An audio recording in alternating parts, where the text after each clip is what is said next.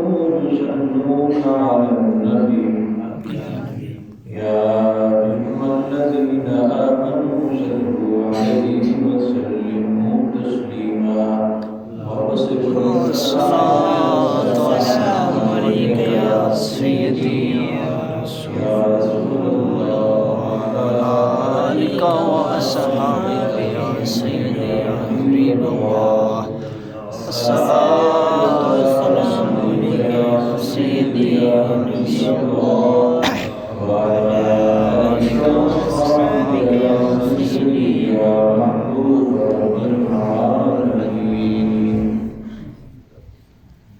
اللہ رب العالمین کی برابر بارگاہ ہدیہ درود و سلام عرض کرنے کے بعد معزز و محترم حاضرین و سامعین، السلام علیکم ورحمۃ اللہ تعالی وبرکاتہ۔ اللہ رب العالمین کی بارگاہ اقدس میں دعا ہے، خلاق عالم مجھ نالائق کو، ناکار خلائق کو حق سچ کہنے کی ہمت و توفیق عطا فرمائے۔ آمین۔ آپ کو مجھے حق سن کر، حق سنا کر، حق سمجھ کر عمل کی توفیق عطا فرمائے۔ برادران ذی احترام، 17 رمضان المبارک کو غزوہ بدر شریف ہوا، 18 رمضان المبارک کو فتح مکہ ہوا۔ سبحان اللہ۔ یہ ماہ رمضان اپنے اندر بہت سارے ایسے خوبصورت ترین واقعات لے کے بیٹھا ہے۔ اگر ہم تاریخ سے تھوڑا سا آشنا ہو جائیں تو ہمیں پتہ چلے گا کہ اس کے اندر کیسے کیسے حسین ترین واقعات موجود ہیں۔ سبحان اللہ۔ وقت کے دامن میں چونکہ گنجائش نہیں تفصیل میں جائے بغیر موضوع کی جانب آنا چاہوں گا۔ عنوانات اتنے ہیں کہ ہر عنوان کو اگر 5 منٹ میں بھی دیے جائیں تو پھر بھی نہ ختم ہونے والا ایک مضمون ہے۔ جیسے 15 رمضان المبارک کو حضرت امام حسن مجتبیٰ کی ولادت کا دن ہے، 17 کو حضرت عائشہ صدیقہ کا یوم وصال بھی ہے، 17 کو بدر بھی ہے، 18 کو یوم فتح بھی ہے، اور 21 کو یوم حضرت علی المرتضیٰ آپ کی یوم شہادت بھی ہے۔ تو یہ دیکھیں یہ سارے مضامین اسی رمضان کے ساتھ جڑے ہوئی ہیں۔ بہرحال توجہ آپ کی میری جانب رہے، میں کوشش کروں گا کہ ہر عنوان کو اپنے اپنے مقام پہ ڈسکس کر کے آگے چلا جاؤں۔ برادران کی احترام، سرکار مدینہ صلی اللہ تعالی علیہ وسلم جب تک مکہ شریف میں رہے تو اللہ کی جانب سے تبلیغ کا حکم تھا، لیکن مزاحمت میں جنگ کا حکم نہیں تھا۔ یہ تھا کہ انہیں سمجھائیں۔ اس کی کئی حکمتیں علماء نے بیان فرمائی ہیں۔ اب وہ انتہائی عظیمت کا دور تھا جب سرکار مکہ میں تشریف فرما تھے۔ مکہ سے جب سرکار کا تشریف لے کے آنا مدینہ میں ہوا تو مدینہ میں کچھ وقت گزارنے کے بعد اللہ کی جانب سے قتال کا حکم ہو گیا، جہاد فرض کر دیا گیا۔ اور میں عرض کروں، توجہ میری جانب رہے، قرآن بیان کرتا ہے ایک اور مقام کو، حضرت موسیٰ علیہ نبینا علیہ السلام کی امت نے بھی اللہ سے ڈیمانڈ کی تھی، بلکہ اللہ کے نبی سے ڈیمانڈ کی تھی کہ اللہ کے نبی ہمارے لیے جہاد کی راہ کو کھولا جائے، ہم جہاد کریں۔ تو اللہ کے نبی نے فرمایا اگر اللہ نے فرض کر دیا تو ممکن ہے تم لوگ اس سے دور بھاگ جاؤ، نہ کرنے کے لیے تیار ہو۔ تو کہنے لگے ہمیں کیا ہوا کہ ہم جہاد نہیں کریں گے؟ ہم تو میدان میں اتریں گے۔ تو اللہ نے جہاد فرض کر دیا۔ پھر معلوم ہوتا تھا کہ جہاد نہیں کریں گے۔ یہ اس امت کی بات ہے جس کے اوپر اللہ نے انعام کی انتہا فرما دی، بے انتہا انعام فرمائے۔ سبحان اللہ۔ کبھی تو وہ کہتی ہے یا اللہ مجھے منو سلوا عطا کیا جائے، منو سلوا دے دیا۔ کبھی کہتی ہے مولا اس مقام پہ ہمارے کپڑے دھلنے چاہیے تو دھلنے کا انتظام فرمایا۔ کبھی کہا مولا ہم ایک گھاٹ سے پانی نہیں پئیں گے، مالک نے ان کے لیے علیحدہ علیحدہ گھاٹ بنا دیے۔ قوم ڈیمانڈ کرتی رہی۔ جب ان کے اوپر جہاد کو فرض کیا گیا وہ پیچھے ہٹ گئے، لیکن یہ دور تھا میرے مصطفیٰ کا، یہ صحابہ تھے میرے مصطفیٰ کے، یہ غلام تھے میرے نبی کے، یہ عمر تھا، یہ ابوبکر تھا، یہ عثمان و علی تھے، یہ خباب و ہریرہ تھے۔ ادھر جہاد کا حکم ہوا، میرے آقا نے فرمایا صحابہ جہاد کے لیے تیار ہو۔ صحابہ نے عرض کی یا رسول اللہ ہم کو قوم موسیٰ تو نہیں، ہم کو قوم موسیٰ تو نہیں جو پیچھے ہٹ جائیں۔ آقا جہاں آپ کا قدم لگے گا ہماری وہاں جانیں جائیں گی، جہاں آپ کا قدم لگے گا وہاں ہماری جانیں جائیں گی۔ اب یہ چھوٹا سا 313 علماء فرماتے 313 تو زیادہ ہیں، یہ 313 تو کچھ وہ لوگ تھے جو شامل بھی نہیں ہوئے، یعنی 305 یا 300 کے قریب صحابہ تھے، چند ایک زرہ تھی، تلواریں بھی اتنی نہیں تھی۔ اب ہوا یہ کہ دیکھیں دشمن کے عزائم اور دشمن کے حالات دیکھیں، انہوں نے جاسوسی کے لیے عمیر بن اسود کو بھیجا، عمیر بن وہب کو، کہ جاؤ، یہ بعد میں مسلمان ہو گئے تھے، جاؤ ذرا حالات دیکھ کے آؤ کہ مسلمانوں کے حالات کیا ہیں، ان کے پاس تلواریں کتنی ہیں، گھوڑے کتنے ہیں، نیزے بالے دیگر انتظام کتنا ہے، جنگ کے لیے تیار ہیں۔ اب واپسی پہ اس نے رپورٹ دی، عمیر نے واپسی پہ رپورٹ دی، کہنے لگا او قریش او کفار تو محمد کے غلاموں سے کبھی نہیں لڑ سکتے۔ انہوں نے کہا کیوں؟ کہا کہ ان کے پاس گو کی سٹرنگتھ نہیں ہے، تعداد میں کمی ہے، لیکن حالات میں دیکھ کے آیا ہوں، تلواریں نہیں ہیں، نیزے کم ہیں، ان کے پاس زرے بھی نہیں ہیں، لیکن میں نے ان کو اس حال میں دیکھا ہے، وہ گھر سے اس ارادے سے آئے ہیں کہ وہ واپس جانا نہیں چاہتے، اپنی جانوں کو مصطفیٰ کے قدموں پہ نچھاور کرنا چاہتے ہیں۔ وہ اس نیت سے سفر کر کے آئے ہیں۔ انہوں نے کہا شاید یہ غلط رپورٹ دے رہا، ایک اور بندے کو بھیجا، اور جہاں تو پتا کر کے آ، تجھے پتا ہونا چاہیے یہ محمد کے غلام کیسے ہیں۔ وہ بھی آ گیا۔ جب وہ وہاں پہنچا نہ توجہ میری جانب رہے، جب وہ قریب آیا تو کیا دیکھا، بڑی باریک بینی سے جائزہ لیا، جائزہ لینے کے بعد واپس پلٹا، کہنے لگا جو عمیر نے کہا تھا سچ کہا تھا، یہ محمد کے غلام یہ تو باتیں کر کے آئے ہوئے ہیں، یہ واپس نہیں جائیں گے، جانے دے دیں گے، مصطفیٰ کی ذات پہ آنچ نہیں آنے دیں گے۔ اللہ اکبر، اللہ اکبر کبیرہ۔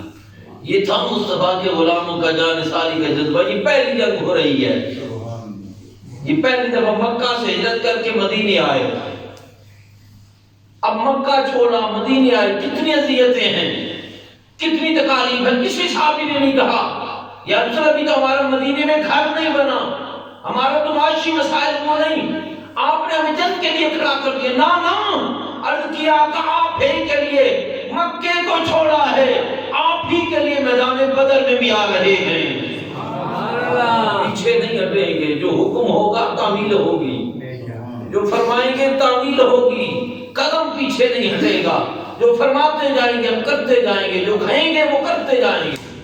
میرے نبی علیہ السلام نے فرمایا لوگوں جنگ کے لیے تیار ہو۔ کسی صحابی نے نہیں کہا یا چلو بندے تھوڑے ہیں، وہ 1000 بندہ ہے، تھوڑے ہیں، ہمارا کیسے ان سے جنگ کرنا بنتا ہے، ہمیں کو پہلے 2-3 سال تیاری کرنی چاہیے، پھر دشمن کے سامنے کھڑا ہونا چاہیے۔ نا صحابہ نے عرض کی یا رسول اللہ جو حکم ہوگا ہم بندوں کو نہیں دیکھیں گے، اپنے جذبوں کے ساتھ آپ کے غلامی میں کھڑے ہوں گے۔ سبحان اللہ۔ اب توجہ کرنا، قرآن بیان کرتا ہے یہ دونوں ایک مقام پہ وقت کے دامن گنجائش میں تفصیلات کیے بغیر عرض کرتا ہوں، یہ دونوں گروہ، دونوں لشکر ایک مقام پہ جمع ہوتے ہیں۔ اب ایک جانب شیطان آ کر نا کفار کے سامنے کھڑا ہو گیا، اور قرآن نے وہ منظر بیان کیا، وَإِذْ لَهُمُ الشَّيْطَانُ أَعْمَالَهُمْ وَكَانَ لَا غَالِبَ لَكُمُ الْيَوْمَ وَإِنِّي جَارٌ لَكُمْ فَلَمَّا تَرَأَتِ الْفِئَتَانِ نَكَصَ عَقِبَيْهِ۔ شیطان نے ان کے سامنے ان کی کیفیات کو بڑا حسین پیش کیا، بڑا ہی خوبصورت پیش کیا۔ شیطان نے انہیں کہا، اور تمہارے سامنے کون کھڑا ہو سکتا ہے؟ تمہارے اندر ابو لہب جیسا بندہ، ابو جہل جیسا عتبہ و شیبہ موجود ہے، یہ محمد کے غلام تو کئی دنوں کے بھوکے ہیں، ان کے پاس نہ لیتے ہیں، نہ ان کے پاس تلواریں ہیں، ان کے پاس تو کچھ بھی نہیں ہے، یہ تمہارے سامنے جنگ کیسے کریں گے؟ تم تو ایک ضرب کے ساتھ انہیں کچل کے رکھ دو گے۔ تو جب شیطان نے ان کو اتنا طاقتور کر کے میدان میں کھڑا کیا، پھر ہوا یہ کہ وہ اقبال نے کہا تھا نا، تو فضائے بدر پیدا کر، فرشتے تیری نصرت کو اتر سکتے ہیں دربوں سے، قطار اندر قطار اب بھی۔ پھر وہ کیفیت بنی، اللہ کی جانب سے عطا ہونے لگی، ملائک اترنے لگے، ملائک سب پر سب کھڑے ہونے لگے۔ شیطان نے جب یہ منظر دیکھا تو فقانا وہ تو پیٹھ لے کر بھاگنے لگا۔ ابو جہل کہنے لگا، بابا ہمیں راستے پہ لا کر کھڑا کر کے خود بھاگ رہے ہو، اس کی وجہ کیا ہے؟ ہمیں یہاں لایا کیوں تھا؟ ہمیں یہاں کھڑا کیوں کیا؟ اس نے کہا، جو میں دیکھ رہا ہوں تم دیکھو تو تم بھی بھاگ جاؤ۔ جو میں دیکھ رہا ہوں یہ تم دیکھو، تم بھی بھاگ جاؤ۔ اس نے کہا، انہوں نے کہا ہوا کیا ہے؟ کہا دیکھتے نہیں ہو، آسمانوں سے مخلوق اتر کے ان کی نصرت کرنے والی ہے۔ آسمانوں سے مخلوق اتر کے ان کی مدد کو آ رہی ہے۔ اگر یہ منظر تم اپنی آنکھوں سے دیکھ لو، اللہ اکبر کبیرہ۔ دوستو توجہ ہے نا، آپ میری جان متوجہ رہیں۔ اگر یہ کیفیات تم دیکھ لو تو تم بھی بھاگنے کو تیار ہو جاؤ۔ یہ منظر تم دیکھ لو تو تمہارے قدم بھی اکھڑ جائیں اور تم بھی دوڑ پڑو۔ توجہ کرنا عزیزان من، پھر اس وقت صفیں بنا کرتی تھی، یہ اس دور کی بات ہے۔ اس وقت تلواروں سے جہاد ہوا کرتا تھا، تو آمنے سامنے آ کر ایک دوسرے سے جہاد کیا جاتا تھا۔ آج تو مورچوں میں چھپ کے یا مورچے بنا کر، چونکہ آج کی دور کے جدید تقاضوں کے مطابق جہاد ہوتا ہے، جنگ ہوتی ہے، لیکن باوجود اس کے بھی ہماری ٹانگیں آج کانپ رہی ہیں۔ دشمن ہمیں للکار رہا ہوتا ہے، ہم یہاں پھر بھی حکمت کی باتیں کر رہے ہوتے ہیں اور پھر بھی سبق سمجھانے کی باتیں کر رہے ہوتے ہیں۔ حالانکہ اسلام عزت کا درس دیتا ہے، اسلام اس طرح جھکنے کا درس نہیں دیتا۔ چاہے اسلام کی عزت پامال ہو، لیکن ہم نے اسلام کا تشخص پامال کر کے رکھ دیا ہے۔ اگر آج بھی اس وقت مسلمان جو حضرت ابوبکر کے وارث ہیں، جو حضرت عمر کے وارث کہلاتے ہیں، عثمان و علی کے وارث کہلاتے ہیں، آج وہ کہتے تو ان کے ورثاء میں سے ہیں، لیکن ایک عمل بھی ان جیسا نہیں، ایک طریق بھی ان جیسا نہیں۔ نام آتا ہے جہاد کا، ٹانگیں کانپنے لگتی ہے، کہتے اسلام تو افراد سے پھیلا۔ تو میں نے کہا مصطفیٰ نے 29 جنگیں کیوں لڑی ہیں؟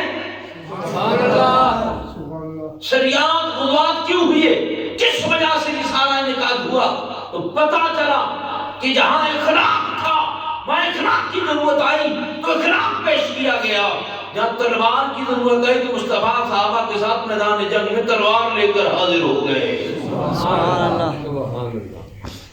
کسی اور کو سبق سمجھایا جائے، لیکن افسوس کی بات ہے جدید لبرل مبلغ آج معاشرے کے اندر پھیل کے لوگوں کے ایمان کو کمزور کرنے کی بہرحال کوشش کر رہے ہیں۔ لوگوں آؤ اور ہر روز سوشل میڈیا پہ ایک نئے مبلغ کو، نئے جدید مبلغ کو دیکھ کر اپنی ایمان کو داؤ پہ نہ لگاؤ۔ اگر دین لینا ہے تو مصطفیٰ کے غلاموں سے لو جو چٹائیوں پہ بیٹھ کے دین تقسیم کر رہے ہیں۔ سمجھ آ رہی ہے حضرات محترم کے نہیں؟ توجہ رکھنا میری جانب، اب غور کرنا۔ میرے معبود علیہ السلام کے یہ 300 کے قریب یا 305 یا 4 اتنے غلام تھے، میرے آقا نے ان کو ساتھ لیا، بدر پہ پہنچ گئے۔ اب صفیں سیدھی کروا دی، صفیں بند گئیں، یہ صفیں بنا دی گئی، اور ہر ایک کے پاس جتنی جو تلواریں تھی اس نے پکڑی، اور میدان میں یہ گھمسان کی جنگ ہونے لگی۔ میرے آقا کریم علیہ السلام نے سجدے میں سر رکھا. سبحان اللہ. عرض کی مولا جو میری کھیتی تھی میں لا کر تیرے سامنے رکھ دیا ہے. مولا جو میری محنت تھی میں نے اس کو تیری بارگاہ میں پیش کر دیا. اب تیرے حوالے ہے. مولا آسمانوں سے ملائک اتار. اللہ نے فرمایا استغیثون ربکم، اے میرے محبوب مدد آئی. فاستجاب لکم انی ممدکم ربکم بألف وملائکۃ مردفین. اللہ نے 40,000 فرشتوں کی، اللہ نے اوپر سے فرشتوں کی 3,000 فرشتوں کے اوپر سے ملائک گروہ کو بھیج دیا. 1000 آئے، پھر یہ بڑھتا گیا سلسلہ. اب توجہ رکھنا، یہ آسمان سے ملائک کی تعداد اترنا شروع ہو گئی. یہ صحابہ موجود ہیں، 3 صحابہ فرماتے ہیں ہماری تعداد 300. اب دشمن تھے 1000. اچھا غور کرنا، جب دوسرا بندہ آیا تھا نا وہ جو جاسوسی کرنا تو واپسی پہ جاتی، اس نے پتہ کیا کہا؟ اس نے کہا کہ میں نے ان کی جذبوں کو دیکھا ہے کہ یہ بندے تھوڑے ہیں، ان کی تلواریں بھی تھوڑی ہیں، لیکن یہ کٹ سکتے ہیں لیکن تمہارے کاٹ کے کٹیں گے. یہ تمہارے کاٹ کے کٹیں گے، تمہارے مار کے مریں گے. اس وقت تک نہیں مریں گے، اگر ایک ایک کے اوپر ایک ایک بندہ بھی کرو تو یہ تمہارے 300 ماریں گے. اب توجہ کرنا، نبی غیبدان میدان بدر میں آئے. اللہ کا نبی میدان بدر میں آیا اور صحابہ فرماتے ہیں ہم حضور کے ساتھ تھے. صحابہ فرماتے ہیں حضور کے ساتھ تھے. کریم محبوب علیہ السلام نے دائرے لگانا شروع کر دیے، نشان لگائے.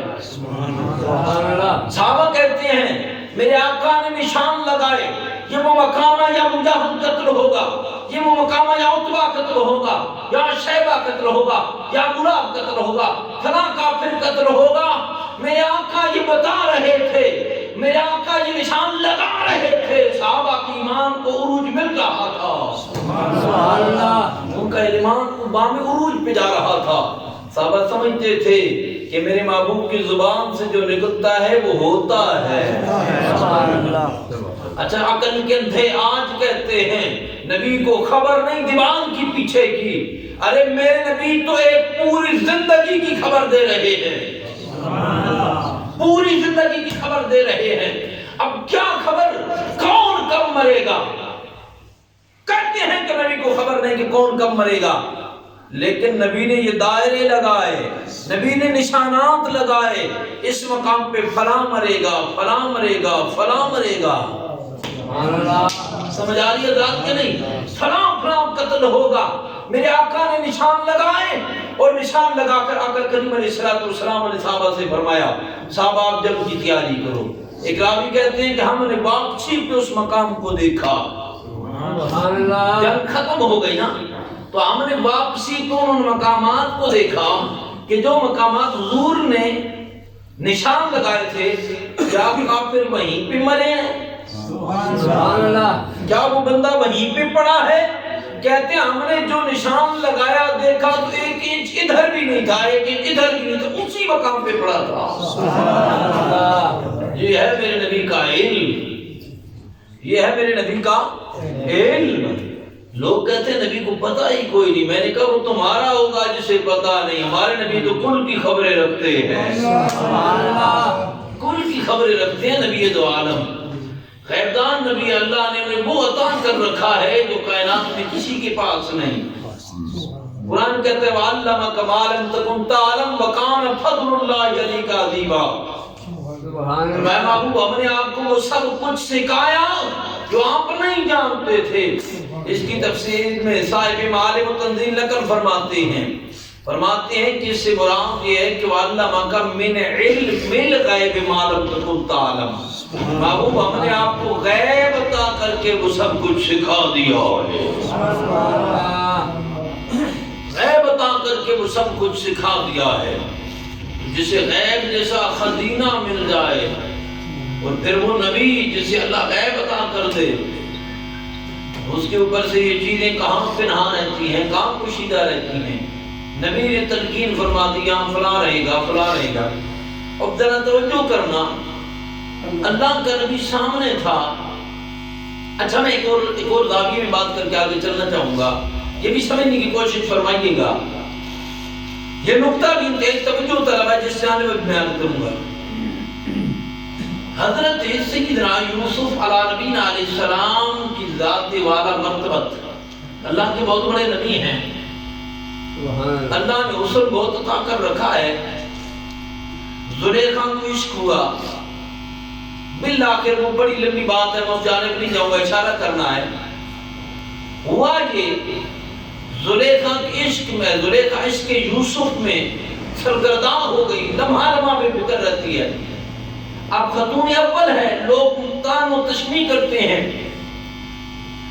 زلیخا چلتی چلتی نہ ایک دن باہر نکلی اس کی تلاش میں کہ ان کو جواب دیا جا سکے. گاؤں سے شہر سے باہر نکلی تو ایک اللہ کا ولی بیٹھا تھا. کہا بابا جی ایک مسئلہ ہے، حل کر دیں. تو بابا جی نے کہا کیا مسئلہ لے کے آئی ہو؟ کہنے لگی مسئلہ یہ ہے کہ یہ خواتین مجھ پہ تان و تشنیع کرتی ہیں کہ تمہیں غلام پہ عاشق ہو گئی ہے. انہیں میں کیا بتاؤں، یہ غلام نہیں، یہ تو میرا آقا ہے. اب ان کو جواب دینا ہے، کیسے جواب دوں؟ تو بابا جی کہنے لگے جو تم نے دیکھا ہے وہ انہیں دکھا دو. جو تم نے دیکھا ہے وہ انہیں دکھا دو. جب یہ دیکھ لیں گی تو ان کی خاموشی ہو جائے گی. زلیخا نے کہا ٹھیک ہے، اتمام ہو گیا. اب وہ دسترخوان سج گیا، دسترخوان پہ فروٹ رکھا گیا، تیز دھار چھریاں بھی پکڑا دی گئی. اور پھر دوڑی حضرت یوسف علیہ السلام کے پاس، عرض کرنے لگی یوسف ذرا باہر آئیے نا، اللہ کے نبی ذرا باہر آئیے نا، ذرا کچھ دعوت ہے، انہیں اپنا جلوہ دکھائیے نا. کچھ بندے ہیں. یوسف علیہ نبینا علیہ السلام نے اللہ کی بارگاہ میں کی باری تعالیٰ زلیخا ہے کیا کہتی ہے، کیا کروں کہ نہیں. رب نے فرمایا زلیخا کا ارادہ اچھا ہے، ذرا چلے جائیے، ذرا چلے جائیے. اللہ کے نبی وہاں سے اٹھے. اپنا یوں آگے دسترخوان لگے تھے، سامنے سے یوسف نے گزرنا تھا، رکنا نہیں تھا، گزرنا تھا. یوسف علیہ السلام جب وہاں سے گزرے تو خواتین مصر جو تھیں، زنانان مصر، انہوں نے جب یوسف کو دیکھا، آپ یہیں بھی بیٹھے ہیں، بولے نہ جا کچھ، کم از کم کو ماحول پیدا کیا کریں، کچھ سننے کا ماحول ہونا چاہیے، توجہ. تو زنانان مصر نے جب یوسف کو سامنے سے دیکھا فریفتہ ہو گئی، بس دیکھتی رہ گئی.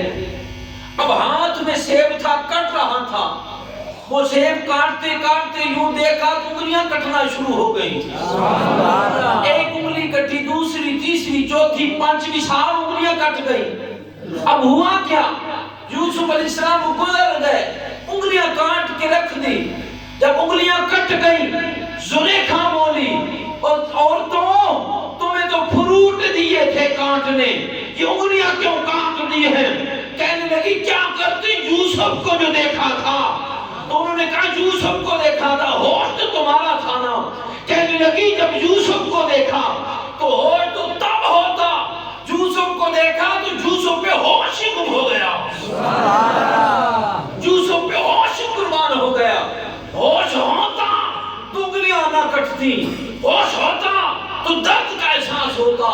بھائیو توجہ کرنا، جو یوسف کو ایک لمحہ دیکھیں، یوسف کو ایک لمحہ دیکھیں، ان کی انگلیاں کٹ جائیں، پرواہ نہ ہو، تو جو ہر لمحے مصطفیٰ کا دیدار کریں، ہر لمحے میں مصطفیٰ کے جلوے دیکھیں.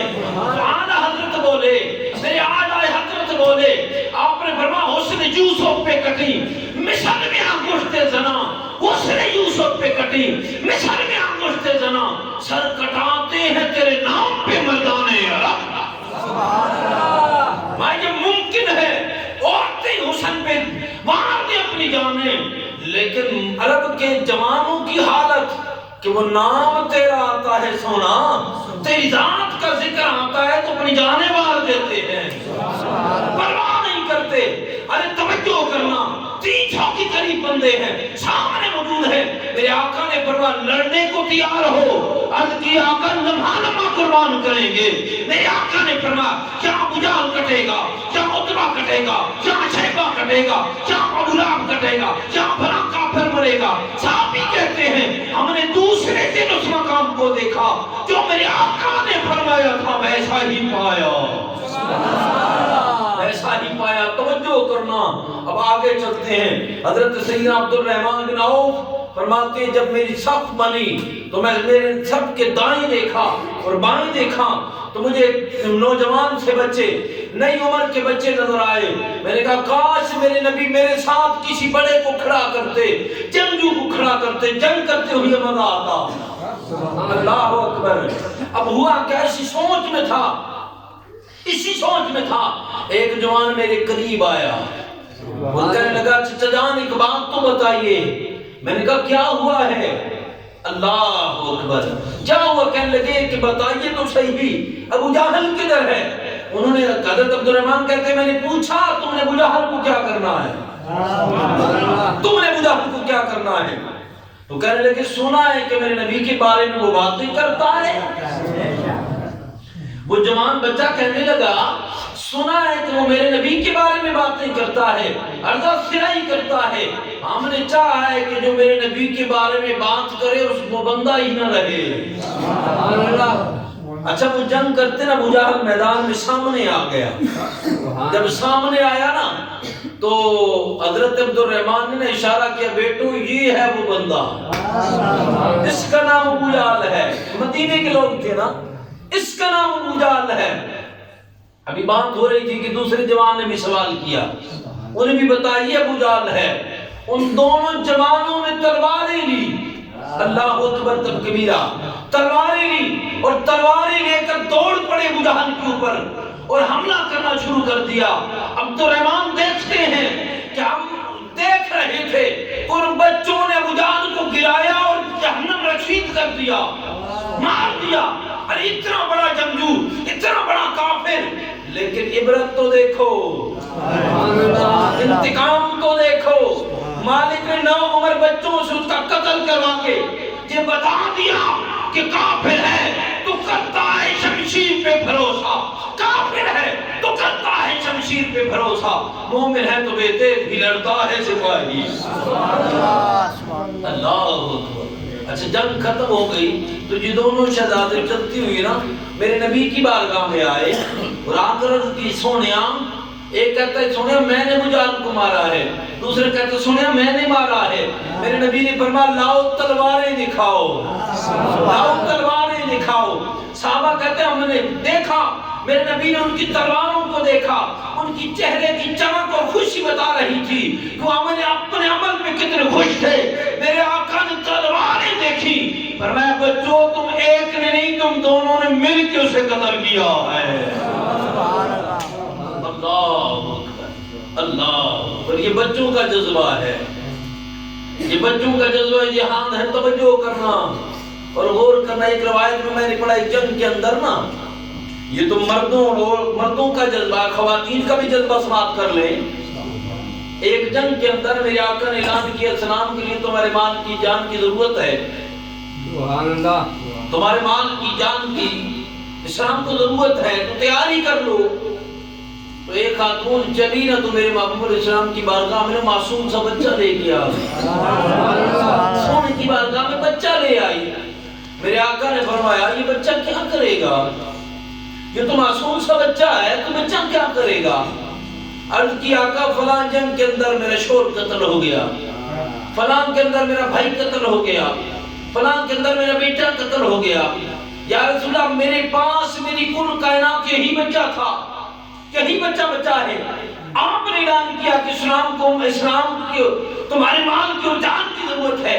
آقا میرے پاس اور کچھ نہیں کہ جسے پیش کر سکوں، میرے پاس یہ معصوم بچہ ہے، اسے قبول فرما لیجئے۔ جب کبھی دشمن آپ کی جان پہ حملہ کرے گا آگے کر دیں، کم از کم تیر روکنے کا تو سبب بن جائے گا نا۔ اللہ اکبر کبیرہ، یہ تیر روکنے کا تو سبب بن جائے گا۔ اس کی پیٹھ پہ تیر لگ جائے گا، سینے پہ لگ جائے گا، سونا آپ کو تیر تو نہیں لگے گے نا۔ اے دیکھو جن صحابہ کی یہ جذبات تھے، اللہ اکبر کبیرہ، توجہ رکھنا۔ اب آگے چلتے ہیں، غور کرنا۔ میرے آقا کریم علیہ السلام کے غلاموں، یہ جنگ بدر کی نقشے کی بات کر رہا ہوں، یہ جنگ بدر کی کیفیت بیان کر رہا ہوں، 17 رمضان کی کیفیت ہے، توجہ ہے آپ کی، یہ جنگ بدر کی بات ہو رہی ہے، اور یہ وہ نہیں ہے کہ جس کو کوئی کہانی کہہ کے ٹال دے، یہ تو وہ حقیقت ہے جس کو رب نے قرآن میں بھی بیان کر رکھا ہے، رب نے قرآن میں بیان کر رکھا ہے، پورا سورہ انفال اٹھا کے پڑھیے نا، آپ کو پتہ چل جائے گا، احقاق کیا ہو جائے گا۔ لیکن توجہ کرنا، اب ہوا یہ کہ جنگ ختم ہو گئی، کچھ صحابہ قتل ہوئے، کفار کے 70 بندے، صحابہ شہید ہوئے سے کفار کے 70 بندے جو واسطے میں جہنم ہو گئے، تو میرے آقا نے حکم دیا کہ ان کو اٹھائیے، اٹھا کرنا جہنم میں اس گڑھے میں گرا دیجئے، گڑھے کے اندر گرا دیجئے، اور غور کرنا، اب میرے آقا کریم علیہ السلام نے بدری صحابہ کے لیے معجزہ جاں فضا سنایا، یہ جو اپنے بدری صحابہ نے ان کے لیے معجزہ جاں فضا سنایا، فرمایا جو میرے ساتھ بدر میں تشریف لے کر گئے تھے نا، جو شہید ہو گئے وہ تو شہید ہو گئے، یہ پہلی جنگ تھی، جو بچ گئے ان کا مقام یہ ہے کہ آج کے بعد جو کریں گے سو کریں گے، ان کے کسی عمل پہ کوئی مواخذہ نہیں ہوگا، بلکہ ایک روایت میں ایک بندے نے کسی بدری صحابی کے بارے میں سخت لفظ بول دیا، کسی بندے نے صحابہ میں سے، میرے آقا نے فرمایا چپ کر جا، تجھے پتہ نہیں ہے میرے بدری صحابہ ہیں، تجھے پتہ نہیں ہے میرے بدری صحابہ ہیں، اللہ ان سے راضی ہو گیا ہے، سنیا پھر فرمایا ان کی شان یہ ہے کہ اللہ نے ان کے بارے میں نہیں فرمایا کہ یہ جو کریں گے سو کریں گے، ہم ان سے راضی ہیں، ادماشو جو چاہیں کریں، ان سے ہم راضی ہو گئے، ان سے ہم راضی ہو گئے، جو چاہیں کریں۔ تو میرے بھائیو توجہ کرنا، میرے آقا نے بدری صحابہ میں سے حکم دیا کہ ان فاصلے کو واسطے بجانب کرنے کے لیے اس گڑھے کے اندر گرا دیں، اس گڑھے کے اندر تمام کی میتیں گرا دیں۔ 3 دن کے بعد میرے آقا دوبارہ میدان بدر میں آئے، 3 دن کے بعد آمنہ کے لال دوبارہ میدان بدر میں آئے، تو اللہ کے نبی نے نا میدان بدر میں آ کر توجہ میری جانب رہے، ایک لمحے پہ غور کریں، سرکار جب میدان بدر میں آئے تو بدر کے اندر آ کر اس گڑھے کے اوپر نہ اس کنویں کے اوپر سرکار تشریف فرما ہوئی ہے، میں طوفان کیا تم نے وہ حقیقت دیکھ لی جس کا تمہارے رب نے تم سے وعدہ کر رکھا تھا؟ ہم نے تو حقیقت جان لی ہے، جس کا ہمارے ساتھ ہمارے رب نے وعدہ کیا تھا، رب نے پورا فرما دیا ہے۔ اس مقام پہ عمر پاک رضی اللہ تعالیٰ عنہ قریب کھڑے تھے، عرض کی سونا کیا یہ جو کافر ہیں یہ آواز کو سماعت کر رہے ہیں؟ آواز کو سماعت کر رہے ہیں؟ ایک دفعہ ایسا ہوا کہ بچپنے کے اندر میں اس وقت کو 7ویں 8ویں کا اسٹوڈنٹ تھا، تو ہمارے گاؤں میں ایک مولانا صاحب آ رہے تھے، وہ دوسرے گروہ کے تھے، وہ نہیں مانتے تھے حیات فاطر ممات کو، تقریر کرنے آ رہے تھے، تو ویگنیں چلا کرتی تھی، تو وہ بھی چھت پہ بیٹھے تھے، لوکل کو گجرات سے آ رہے تھے۔ اب ہوا یہ کہ راستے پہ انہوں نے حیات فاطر ممات کو چھیڑ دیا، یہ میں اپنے بچپنے کی بات کر رہا ہوں، 7ویں 8ویں کا اسٹوڈنٹ تھا مگر، تو میں نے اسے کہا مولانا ایک بات تو بتائیں، جب میرے آقا کریم علیہ السلام نے بدر کے اندر ان کفار کی لاشوں کے ساتھ خطاب کیا تھا، تو حضرت عمر پاک رضی اللہ تعالیٰ عنہ نے یہ عرض کی تھی، سونا کیا یہ سنتے ہیں؟ تو میرے آقا نے فرمایا عمر تو ان سے زیادہ نہیں سنتا۔ تو میں نے کہا اس کا مطلب یہ ہے کہ وہ سن رہے تھے تو تب نبی نے خطاب کیا ہے، ورنہ تو لایانی کلام بنتا ہے۔ اب ان کے پاس اس کا جواب کوئی نہیں بنا، تو مجھ سے کہنے لگے بیٹا یہ بتاؤں حضرت عمر نے سوال کیوں کیا تھا؟ میں نے کہا سوال کا جواب بتاتا ہے کہ نبی بتا رہے ہیں وہ تم ان سے زیادہ نہیں سنتے، مطلب یہ ہوا کہ وہ سوال کو سن رہے تھے، چپ کر گئے، کوئی جواب نہ بنا۔ تو کہنے لگے یہ بچہ کون ہے، میری بارے پوچھنے لگے۔ انہوں نے کہا آپ کدھر سے ہیں؟ وہ کہنے لگے ہم تو گجرات سے ہیں۔ کہنے لگے پھر آپ کیا جانیں گے یہ بچہ کون ہے؟ عقیدہ تو ان کو گھٹی میں پلایا گیا، یہ تو وہ بچہ ہے۔ تو عزیزان من توجہ کرنا، حضرت عمر نے سوال کیا آقا کیا یہ سن سکتے ہیں؟ میرے نبی نے فرمایا عمر تو ان سے زیادہ نہیں سنتا۔ تو یہاں سے ایک اور بات بھی پتہ چلی، توجہ میری جانب رہے، اگر کافر ہو اور وہ واصل بجہنم ہو چکا ہو، مرنے کے بعد وہ سنے،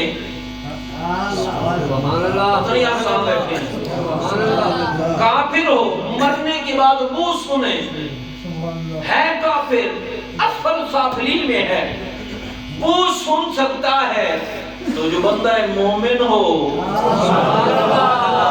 جس کو اللہ نے اپنی شان عطا کر رکھی ہو، نبی کا غلام ہو، سچا غلام ہو، اس کی سماعت کا عالم کیا ہوگا، اس کی بعد الممات، اس کی سماعت کتنی بلند ہوگی۔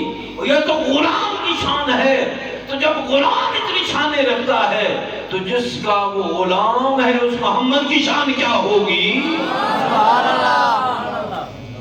یہ تو اپنا اپنا مزاج ہے، کسی کو سمجھ آئے تو مرضی، نہ سمجھ آئے تو مرضی۔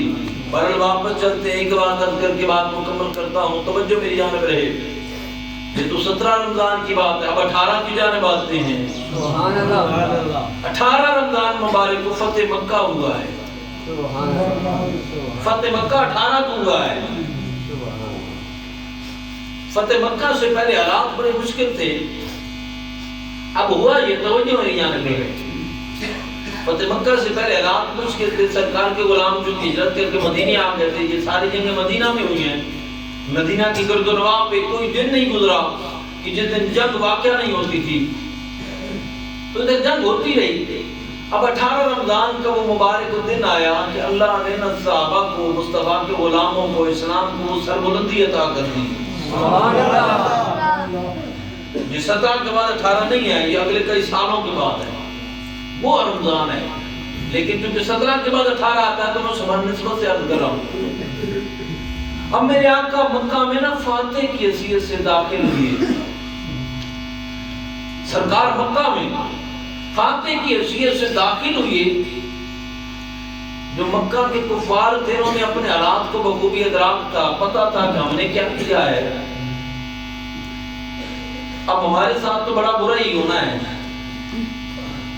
اس سے پہلے بہت سارے مسلمان ہو گئے تھے، کلمہ پڑھ لیا تھا نبی کا غلاموں نے، مصطفیٰ کی غلامی میں آ گئے۔ اب جب میرے آقا مسجد مکہ میں داخل ہوئی ہے نا، تو سرکار کو یہ عرض کی گئی کہ یا رسول اللہ ابن خطب جو ہے یہ کعبہ کے در و دیوار میں چھپا ہوا ہے، کعبہ کے در و دیوار میں چھپا ہوا ہے، یہ ہے مصطفیٰ کا گستاخ، ساری زندگی میری مصطفیٰ کی بے ادبی کرتے زندگی گزارتی تھی۔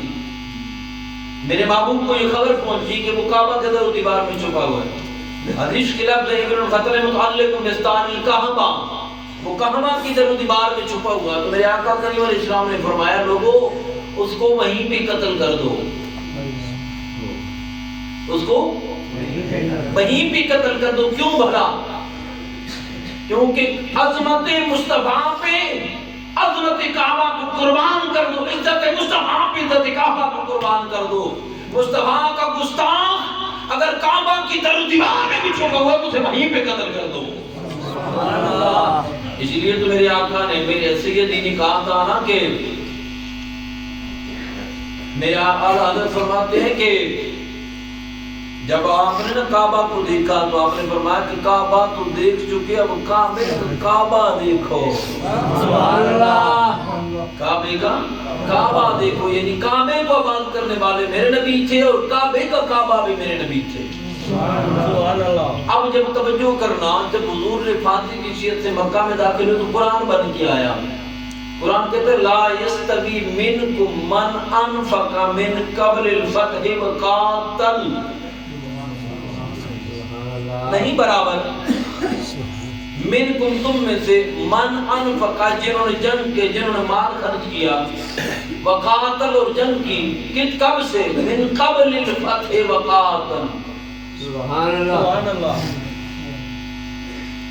سمجھ آ رہی ہے ذات کی کوئی جنہوں نے جنگ کی کب بلا فتح مکہ سے پہلے مال بھی خرچ کیا جنگ بھی کی اور کچھ وہ ہے کہ جنہوں نے جنگ بھی کی اور قتل میں جہاد بھی کیا کب فتح مکہ کے بعد ورنہ یہ آپس میں برابر نہیں لیکن سنو برابر تو نہیں ہو سکتے لیکن اولئک اعظم درجہ اللہ کے ہاں دونوں کے درجات بلند ہے جو پہلے مسلمان ہوا جب بعد میں مسلمان ہوا اس ٹکر میں نہیں پڑنا اللہ کے ہاں یہ کلیہ ہوتا ہے پہلے والا ہو یا بعد والا ہو فرمایا لا یستوی برابر تو نہیں ان کی شان برا ہے بدر والے بھی ہیں احد والے بھی ہیں خندق والے بھی ہیں حنین والے بھی ہیں ان کا ان کے ساتھ مقابلہ نہیں برابری نہیں ہے فرمایا من قبل الفتح وقاتل اولئک اعظم درجہ